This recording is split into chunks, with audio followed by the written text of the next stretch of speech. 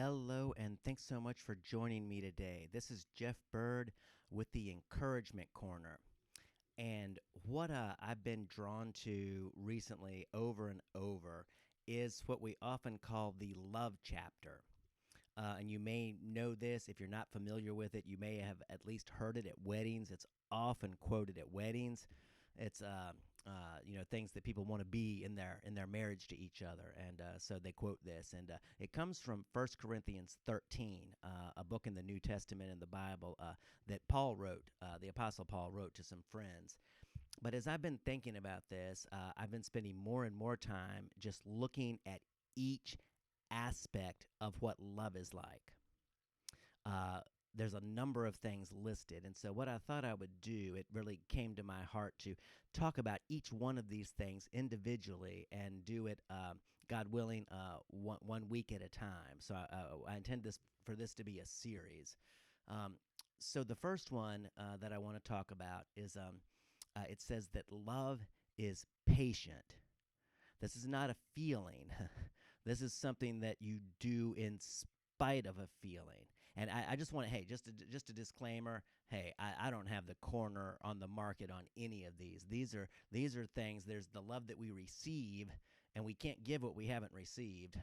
We have to receive it first, and then hopefully it becomes more and more a part of our lives as we give it. So these are all things that we all are receiving, that God is towards all of us. When it says love is patient, boy, is that the case. Has that been the case with me? He is beyond patient, and just extraordinarily patient. And so this is this is something that I need to first receive. But when I think about patience, uh, I can't help but think of surrender. I'm surrendering whatever it is that I want at the time instead of just demanding it and being irritable and frustrated and aggressive because I'm not getting what I want. I'm not getting my way. I'm surrendering that. And I think there is no greater example of love than Christ didn't even demand and hang on to his own life. He surrendered that as a sacrifice for us all. He surrendered that to his Father, to God the Father, and said, I'm not even going to demand that. So when I think about that surrender, I think about just practically speaking in my life. So it's either that there's something bad that I want to be done away with. Maybe it's a bad relationship. Maybe it's bad debt. Maybe it's a bad situation, a circumstance, a bad work situation, bad health situation. There's this thing that I really want to be done with, this bad thing, or at least seemingly bad thing that I want to be done with, and I want it done now. And patience means that I'm willing to surrender that demand that it be over with right now. And I just go, hey, I'm just, God, I'm giving this to you. And I was talking to a friend the other day, and we were talking about giving something to him. And I'm like, often I'm just like giving it, hanging on with white knuckles, though, rather than just giving it and going, okay, I'm giving it to you, and I'm trusting you with it. And in your time, you're going to make it right. My friend Bob Bodine says that if it's not good, God's not done. But I'm going, hey, I'm going to give it to you in your time, and I'm going to trust you to make it right. So that's what I do with the bad things. So then there's the good things. There's the good things that I want right now. I want that trip to Bora Bora right now, or whatever good thing it is. Maybe it's the return of health, or maybe it's the betterment of a relationship, or whatever good, or the elimination of debt, or whatever it is. For you, it's whatever good thing it is that you're wanting. It's that, okay, I'm going to take a deep breath, and I'm going to surrender this to, and I'm going to trust that in the right timing, God's going to give that back. But I'm not going to demand my vision and my timing on it. Okay, so either the elimination of bad or the gain of good. Those are two things for me personally that can be really difficult when it comes to patience and to surrendering that and to being willing to wait. Now, also think about patience in the interpersonal relationships. What does patience look like? It can be, often it's that I'm going to surrender my right to even get my point across. Maybe it's the wrong timing. Um, maybe it's just what I need is to just build and develop that relationship and to just care until the point where there's a time that I can be heard if it's something I even need to say. To get my point across it, and so it means that instead of just demanding and insisting and constantly trying to get my point across, that I'm willing to step back and to surrender that and to listen, to just listen and to understand and to care.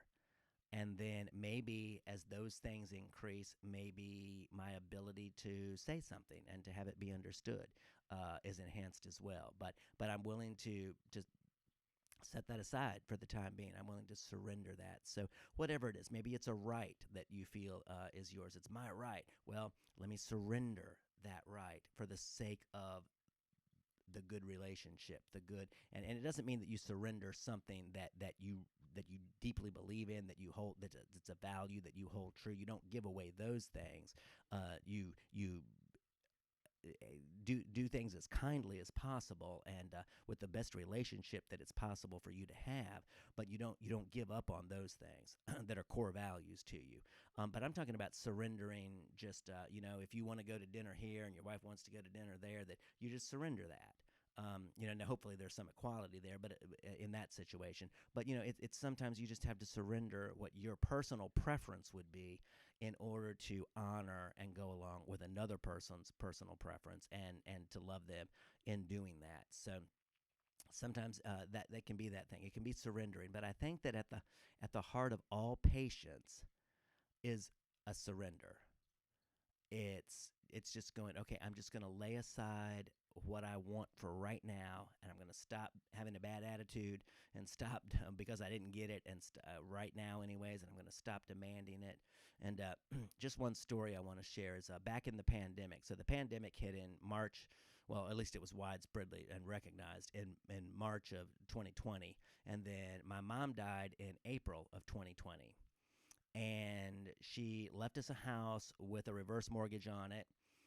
There was a time frame on that. It was very hard. There was a lot of work that needed to be done. It was very hard to get that done in the pandemic, but a friend eventually came along and was able to get a crew together, and we had a lot of trouble navigating that, but they got it done eventually. Um, but it was a lot of times when I didn't know if they were going to give a COVID extension on the reverse mortgage, which they ended up doing several times.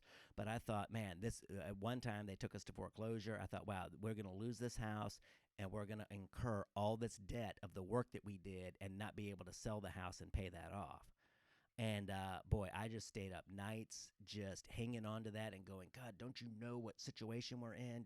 Aren't you going to do something? And it was just so frustrating. I could just lie awake at night just picturing all of the negative scenarios that could go on in my mind.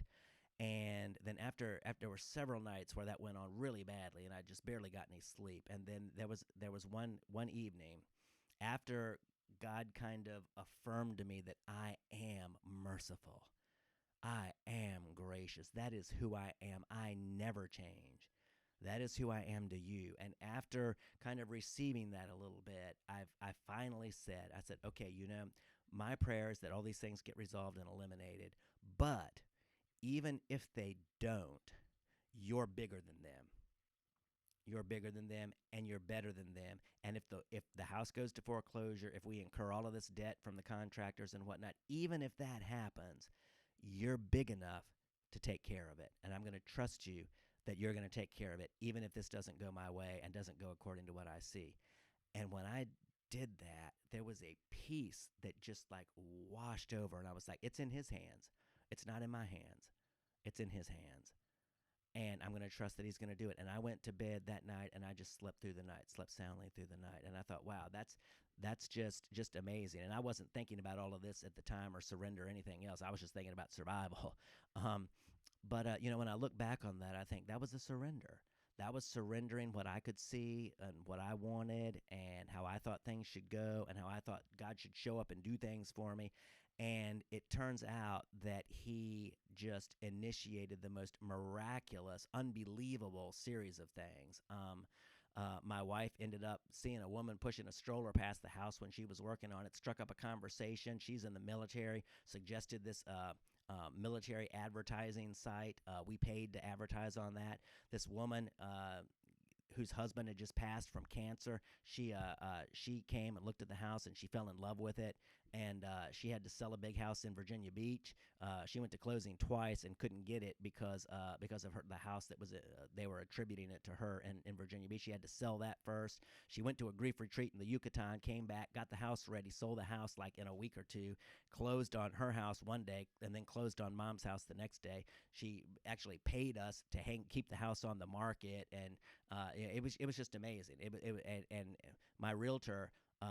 When that happened, he said, I've been doing this for over 20 years, and I have never seen something like that happen before.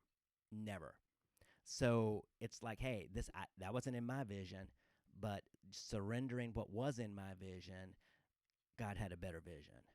And so often that's the time. So as we surrender and yield and become patient with whatever the circumstances are, they're going, hey, this might not be working on my timeline or according to what I want, but there's something better coming. And I'm going to believe for that. And that trust enables me to be patient when I receive it. And as I'm constantly growing to receive it, that enables me to be patient. So thank you so much for tuning in. May we all receive this beautiful, amazing patience from God to our hearts, and then may we, as a result, be patient with the situations and with the others that are around us that it's so easy to be impatient with. So thanks so much for tuning in. I hope this was a help and a blessing. It has been to me, just thinking on these things. And until next time, God bless you.